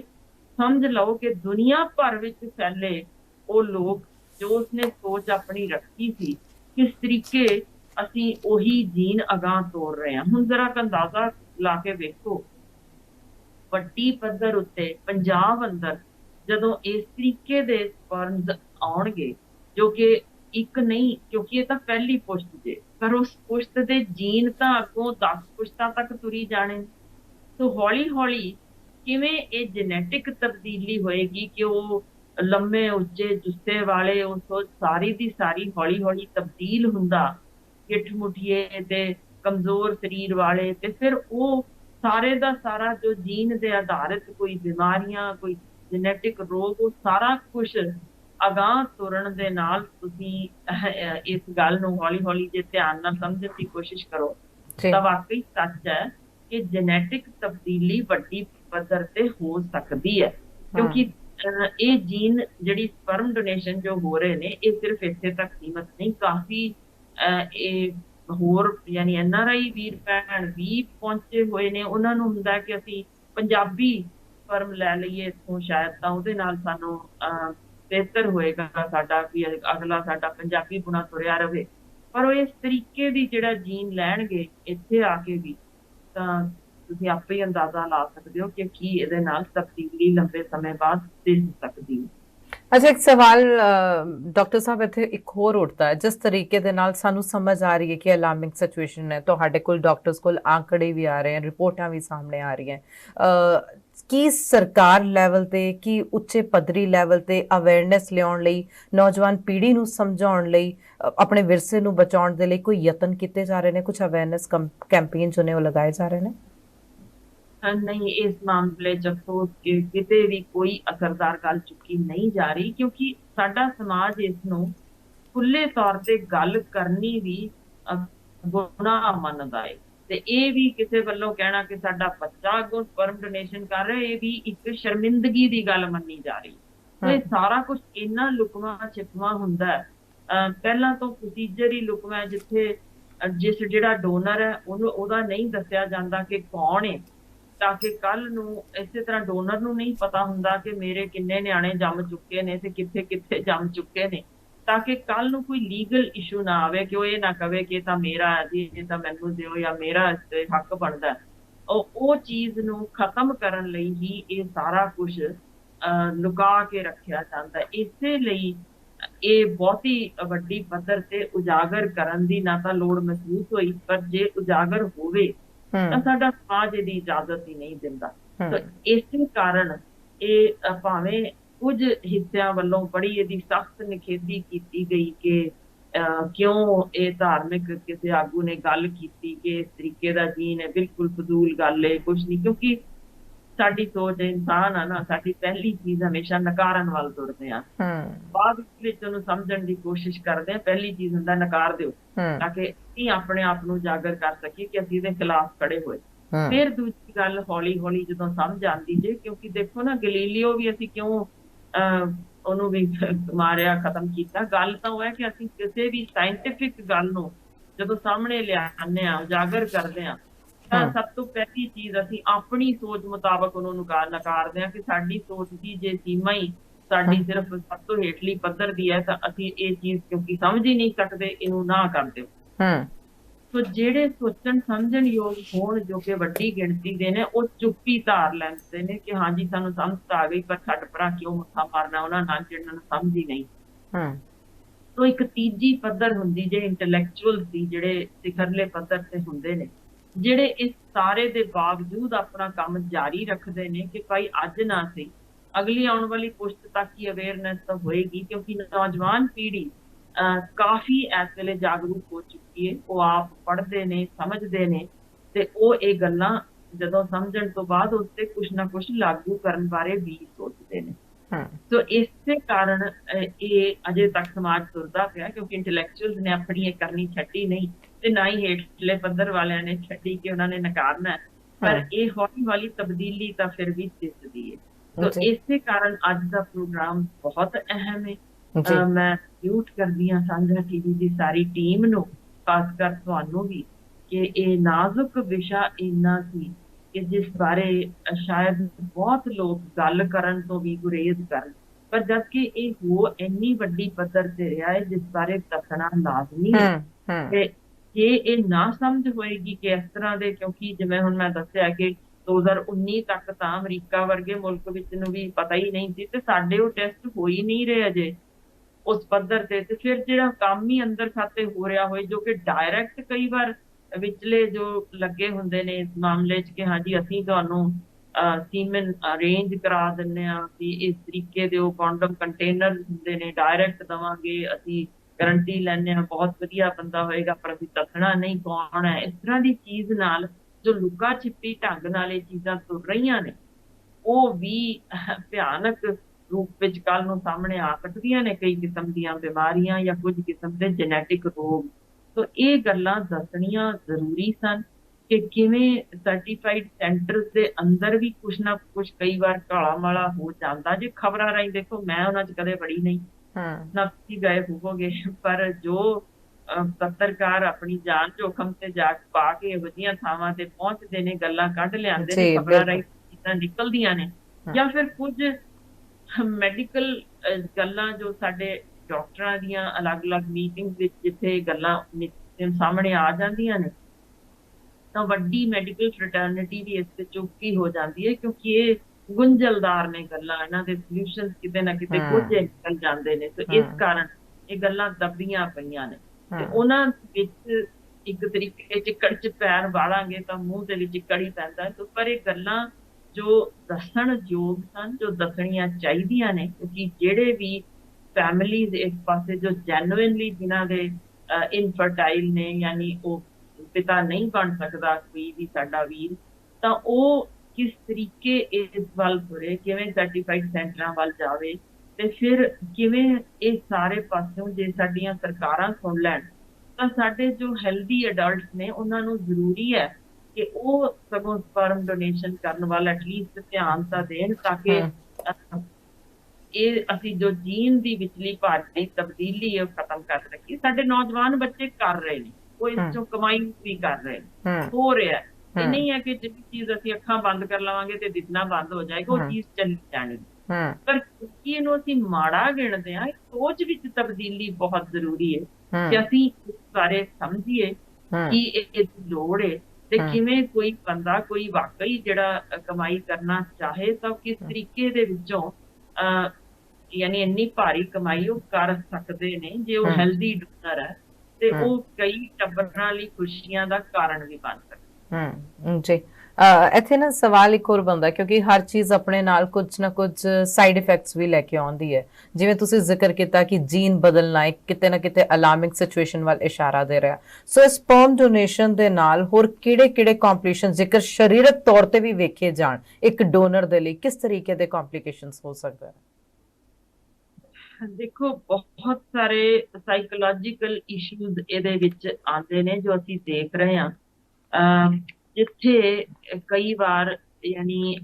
ਔਰਤ ਵੱਲੋਂ ਹੀ ਕੋਈ ਆਵਾਜ਼ ਚੁੱਕੀ ਜਾਣੀ, ਕੱਲ ਨੂੰ ਕੋਈ ਘਰੇਲੂ ਝਗੜਾ ਹੋਇਆ, ਕੋਈ ਘਰੇਲੂ ਹਿੰਸਾ ਹੋ ਜਾਣੀ, ਉੱਥੇ ਇਹ ਗੱਲ ਆ ਜਾਣੀ ਇਹ ਤਾਂ ਮੇਰਾ ਹੈ ਹੀ ਨਹੀਂ ਪੁੱਤਰ ਜਾਂ ਧੀ, ਇਹ ਤਾਂ ਕਿਸੇ ਹੋਰ ਦਾ, ਇਹਦੇ ਤਾਂ ਯਾਨੀ ਨੁਕਸ ਜੋ ਨੇ ਉਸ ਚੀਜ਼ ਨੂੰ ਉਗਾੜ ਕੇ ਦੂਸਰੇ ਤੇ ਲਾਂਛਨ ਲਾਣੇ। ਤਾਂ ਇਹ ਇੱਕ ਸਾਈਕੋਲੋਜੀਕਲ ਇਸ਼ੂ ਬਣ ਕੇ ਸਾਹਮਣੇ ਜ਼ਰੂਰ ਕਈ ਟੱਬਰਾਂ ਵਿੱਚ ਆ ਗਿਆ। ਸਾਰਿਆਂ ਦੇ ਸਾਰਿਆਂ 'ਚ ਨਹੀਂ, ਲੋਕ ਬਹੁਤ ਖੁਸ਼ ਨੇ ਕਈ ਦਿਨਾਂ ਦੇ ਸਾਡਾ ਘਰ-ਬਾਰ ਤੁਰਿਆ, ਪਰ ਇਹ ਜਿੱਥੇ ਪਤਾ ਲੱਗਦਾ ਜੇ ਕਈ ਵਾਰ ਕਿ ਉਸ ਫੈਮਿਲੀ ਵਿੱਚ ਕਿਸੇ ਚਾਚੇ, ਤਾਏ, ਭੂਆ ਜਾਂ ਹੋਰ ਫੈਮਿਲੀ ਮੈਂਬਰਸ ਦੇ ਵਿੱਚ ਜੇ ਇਹ ਗੱਲ ਜਿਵੇਂ ਨਿਕਲਦੀ ਜੇ, ਤਾਂ ਉੱਥੋਂ ਕਿਤੇ ਗੱਲ ਨਿਕਲ ਕੇ ਇਹ ਹੋਰ ਯਾਨੀ ਇੱਕ ਘਰ ਦੇ ਘਰੇਲੂ ਝਗੜੇ ਦਾ, ਜਾਂ ਉਸ ਬੱਚੇ ਨੂੰ ਜਿਵੇਂ ਪਤਾ ਲੱਗ ਜਾਵੇ ਕਿ ਮੈਂ ਆਪਣੇ ਪਿਤਾ ਦੇ ਵੱਲੋਂ ਨਹੀਂ ਆ, ਤਾਂ ਉਹ ਸਾਈਕੋਲੋਜੀਕਲ ਇਸ਼ੂਜ਼ ਅਸੀਂ ਬੱਚੇ ਵਿੱਚ ਵੀ ਦੇਖੇ ਨੇ, ਜਿੱਥੇ ਬੱਚਾ ਫਿਰ ਆਪਣਾ ਜੋ ਫਾਦਰ, ਅਸਲ ਫਾਦਰ, ਉਹਦੇ ਵੱਲ ਲੱਭਣ ਦੀ ਕੋਸ਼ਿਸ਼ ਵੀ ਕਰਦਾ। ਇਹ ਚੀਜ਼ਾਂ ਸਾਹਮਣੇ ਜੋ ਸਾਈਕੋਲੋਜੀਕਲ ਇਸ਼ੂਜ਼ ਸਾਡੇ ਕੋਲ ਆ ਚੁੱਕੇ ਹੋਏ ਨੇ। ਫਿਰ ਉਹਦੇ 'ਚ ਕਈ ਵਾਰ ਮਦਰ ਚਾਈਲਡ ਰਿਲੇਸ਼ਨ ਵਿੱਚ ਜੇ ਫਰਜ਼ ਕਰੋ ਬੱਚਾ ਕੁਛ ਭਾਵੇਂ ਸਿੱਖਦਾ ਤਾਂ ਸਾਰੀਆਂ ਚੀਜ਼ਾਂ ਘਰੋਂ ਹੀ ਆ, ਕੁਛ ਉਹਨੇ ਉੱਚਾ ਨੀਵਾਂ ਸਿੱਖ ਲਿਆ, ਜਾਂ ਅਹ, ਜਿਵੇਂ ਸੱਸ ਸਹੁਰੇ ਦਾ ਕੋਈ ਬਿਹੇਵੀਅਰ ਏਦਾਂ ਦਾ ਕਿ ਬੱਚੇ ਨੂੰ ਪਰਾਂ ਕਰਨਾ ਮਾਂ ਤੋਂ, ਕਿ ਇਹ ਤਾਂ ਸਾਡਾ ਹੀ ਰਵੇ, ਕਿ ਇਹਦੇ ਚ ਭਾਵੇਂ ਮਾਂ ਦੇ ਵਿੱਚ ਅੰਸ਼ ਨੇ ਪਿਤਾ ਦੇ ਨਹੀਂ ਨੇ, ਪਰ ਅਸੀਂ ਇਹਨੂੰ ਮਾਂ ਤੋਂ ਪਰਾਂ ਆਪਣਾ ਬਣਾ ਕੇ ਰੱਖੀਏ। ਕੁਛ ਇਸ ਤਰ੍ਹਾਂ ਦਾ ਸਿਸਟਮ ਸਾਹਮਣੇ ਆ ਚੁੱਕੇ ਨੇ ਝਗੜਿਆਂ ਦੇ ਵਿੱਚ, ਜਿੱਥੇ ਉਹ ਮਦਰ ਚਾਈਲਡ ਰਿਲੇਸ਼ਨਸ਼ਿਪ ਵੀ ਟੁੱਟਦਾ ਹੈ, ਉਹ ਸਾਂਝ ਉਨੀ ਨਹੀਂ ਰਹਿੰਦੀ। ਤਾਂ ਇਹ ਨੇ ਸਾਈਕੋਲੋਜੀਕਲ ਇਸ਼ੂਜ਼, ਜਿੱਥੇ ਪਿਤਾ ਕਈ ਵਾਰ ਲੋੜੋਂ ਵੱਧ ਮਾਰ ਕੁਟਾਈ ਉਸ ਬੱਚੇ ਨਾਲ ਕਰਨ ਲੱਗ ਜਾਂਦੇ ਨੇ ਕਿ ਇਹਦੇ ਚ ਨਾਂ ਦਾ ਅੰਸ਼ ਤਾਂ ਹੈ ਪਰ ਮੇਰਾ ਤਾਂ ਹੈ ਹੀ ਨਹੀਂ। ਹਾਂ ਸੋ ਇਹ ਚੀਜ਼ਾਂ ਨੇ ਜਿਹੜੀਆਂ ਫੈਮਿਲੀਜ਼ ਦੇ ਵਿੱਚ ਪ੍ਰਾਪਤੀਆਂ ਨੇ, ਤਾਨੇ ਮਿਹਣਿਆਂ ਦਾ ਕਾਰਨ ਵੀ ਬਣ ਜਾਂਦੀਆਂ ਨੇ। ਕਈ ਵਾਰ ਮਾਂ ਦੇ ਲੋੜੇ ਲਾਂਛਣ ਲਾ ਦਿੱਤੇ ਜਾਂਦੇ ਨੇ ਕਿ ਇਸ ਕਾਰਨ ਕਿ ਉਹ ਨਕਾਰਾ ਹੋਣਾ ਪਿਤਾ ਦਾ ਨਾ ਸਾਹਮਣੇ ਆਵੇ। ਉਹ ਵੀ ਕਈ ਵਾਰ ਟੱਬਰ ਵੱਲੋਂ ਮਾਂ ਨੂੰ ਦਰਕਿਨਾਰ ਕਰਨ ਦੀ ਕੋਸ਼ਿਸ਼ ਕੀਤੀ ਜਾਂਦੀ ਜੇ। ਸਾਰੇ ਦੇ ਸਾਰੇ ਨੁਕਸ ਉਹਦੇ ਵਿੱਚ ਹੀ ਉਜਾਗਰ ਕਰ ਦਿੱਤੇ ਜਾਂਦੇ ਨੇ ਕਿ ਇਹ ਹੈ ਹੀ ਤੇਰਾ ਖੂਨ, ਸਾਡਾ ਤੇ ਹੈ ਹੀ ਨਹੀਂ ਸੀ, ਤਾਂ ਹੀ ਇਹ ਖਰਾਬ ਨਿਕਲਿਆ। ਤੇ ਇਦਾਂ ਦੀਆਂ ਬਹੁਤ ਸਾਰੀਆਂ ਨੇ ਸਾਈਕੋਲੋਜੀਕਲ ਇਸ਼ੂਜ਼ ਜਿਹੜੇ ਅਸੀਂ ਦੋਨੋਂ ਪੱਖ ਵਿੱਚ, ਪਿਤਾ ਵਿੱਚ ਵੀ ਜੋ ਕਿ ਡਿਪਰੈਸ਼ਨ ਦੇ ਸ਼ਿਕਾਰ ਕਈ ਵਾਰ ਬਹੁਤ ਸੀਵੀਅਰ ਹੋ ਜਾਂਦੇ ਨੇ, ਸੁਇਸਾਈਡਲ ਅਟੈਂਪਟਸ ਤੱਕ ਕਰ ਜਾਂਦੇ ਨੇ ਕਿ ਮੈਂ ਨਹੀਂ ਸੀ ਕਰ ਸਕਿਆ, ਕਿਸੇ ਹੋਰ ਦਾ ਪਾਲ ਰਿਹਾ, ਇਹੋ ਜਿਹੀ ਸੋਚ ਪਨਪ ਪੈਂਦੀ ਸੀ। तो सारे पासे भी, मां च भी पिता च भी, वो बच्चे विच भी जे उन्हें पता लग जाए या नकारिया जा रहा हो, तो ये सारे पासे दे इशूज ने जो डील करने दी लोड़ है। बाकी मुल्कां च बड़े सोहने NGOs ने, साइकोलॉजिस्ट ने, साइकियाट्रिस्ट ने जो कि सारियां चीज़ां डील कर लैंदे ने। साडे ये चीज़ां नदारद ने, साडे इस वेले इस इशू दी लोड़ है इनू वड्डे पद्धर ते इनू टैकल करन दी। बिल्कुल, क्योंकि चीज़ां जब तक जनतक नहीं होणगियां, चीज़ां जब तक सामने नहीं आउणगियां, जब तक चीज़ां दे लई अवेयरनेस नहीं लिआउंदी जाएगी, तां कहंदे कि जिहड़ा अद्धा सच हुंदा ना वो सब तो ज़्यादा माड़ा हुंदा, ते जब तक वो अद्धा दा अद्धा रहूगा फिर वो तस्वीर सामने नहीं आ पाएगी। उसनूं क्लीयर करना बहुत ज़्यादा ज़रूरी है। सो अज इस खास टॉपिक ते मैडम अपना ज्ञान ते अपने विचार साझे करन दे लई मैडिकल पक्षों किस तरीके दे नाल असीं खोंदे जा रहे हां, किस तरीके दे नाल असी मॉडर्नाइज्ड होंदे होंदे लेकिन कई चीज़ां पिछे छड़दे जा रहे हैं, ये सारियां चीज़ां अज दस्सण दे लई बहुत बहुत धन्नवाद तुहाडा। सत श्री अकाल। सो अज दी खास पेशकश सांझी गलबात दे विच इन्ना ही। बाकी होर प्रोग्राम्स ते खबरां दे लई तुसीं बने रहो सांझा टीवी।